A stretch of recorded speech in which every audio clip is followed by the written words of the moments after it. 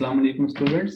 Exercise 1.2 question number 5 जिसमें हमने different matrices का ट्रांसपोज फाइंड करना है। जिसमें हमारे पास मैट्रिक्स ए है 0 1 -2। हम इसका ट्रांसपोज लेंगे दोनों साइड्स, यहाँ भी ट्रांसपोज आ जाएगा और यहाँ भी ट्रांसपोज आ जाएगा, क्योंकि हम ट्रांसपोज को ऑलरेडी डिस्कस कर चुके हैं। ट्रांसपोज क्या करेगा, रो से कॉलम बनाएगा और कॉलम से रो बनाएगा। जब हम इस मैट्रिक्स पर ट्रांसपोज को अप्लाई करेंगे तो ये कॉलम होगा, कॉलम पूरा का पूरा रिप्लेस हो जाएगा रो में, तो रो बन जाएगा। तो ये बन गया हमारे पास ए ट्रांसपोज। इसी तरह हमारे पास बी नंबर है, बी में हमारे पास एक रो मैट्रिक्स दिया हुआ है और हम उसका ट्रांसपोज लेंगे दोनों साइड्स। जब हम बी का ट्रांसपोज ले लेंगे तो बन जाएगा बी ट्रांसपोज, और 5 1 -6 का भी यहाँ ट्रांसपोज ले लेंगे, क्योंकि ये तो रो मैट्रिक्स था।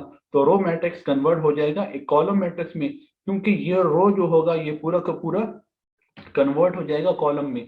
तो ये बन गया हमारे पास बी ट्रांसपोज। इसी तरह हमारे पास एक और मैट्रिक्स है यहाँ पर, मैट्रिक्स सी। मैट्रिक्स में सी में हमारे पास जो एलिमेंट्स है वो है 1 2 2 -1 3 0।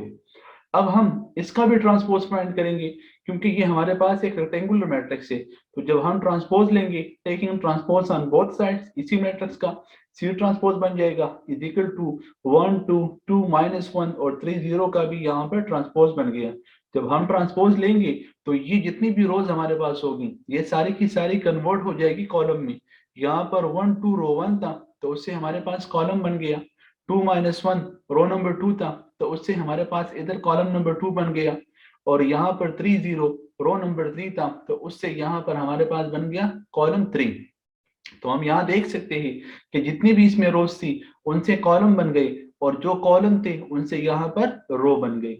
नाउ सिमिलरली हमारे पास यहाँ पर एक और मैट्रिक्स है, मैट्रिक्स डी। मैट्रिक्स डी में हमारे पास जो वैल्यूज है वो है 2 3 0 5। इट मीन दैट कि ये हमारे पास एक स्क्वायर मैट्रिक्स है। तो हम इसका भी ट्रांसपोज लेंगे दोनों side. So taking transpose on both sides, इसके दोनों साइड का ट्रांसपोज ले लेंगे।